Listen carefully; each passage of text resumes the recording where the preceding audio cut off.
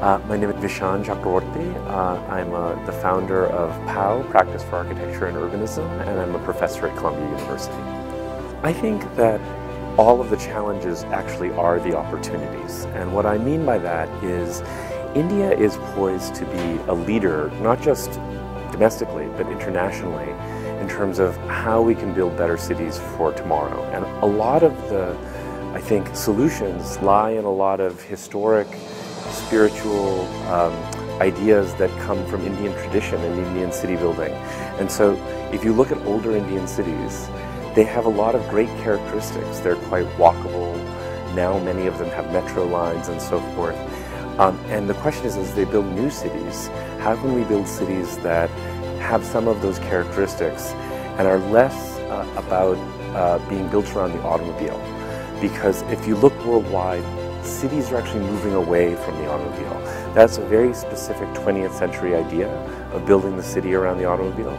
It's not what young people want anymore. And so you're seeing all across the world the idea of bicycles and walkability being a very important thing, which is inherent to Indian traditional city building. And so I think there's an opportunity to actually have a kind of back to the future moment where we look at the past in order to inform the future. Well, I think to have urban resilience, people often focus on technology, and technology is important. Sustainability is very reliant on technology. But a truly resilient place is a place that people love. If people love it, they'll take care of it and it will last. So whether you think of Rome or Beijing, the places that people really truly enjoy, they treasure.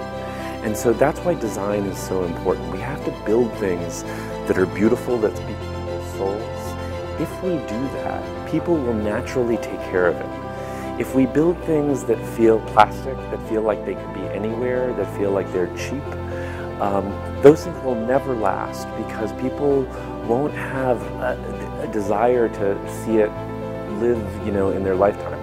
They'll demolish it and they'll build another cheap thing. And that's why it's so important to build things with integrity that people really love, and I think that will innately create resilience. As if you look again at world history, we see older city after older city. Look at London. London is one of the oldest cities in the world, and yet they've done extraordinary things in terms of making that old city, retrofitting that old city into something that's modern. They've done congestion charging for cars, so it's actually very hard to drive into the city of London now. They've improved metro service and bus service. They've built new infrastructure. They're about to open the Elizabeth line that takes you from Heathrow Airport all the way to East London underground.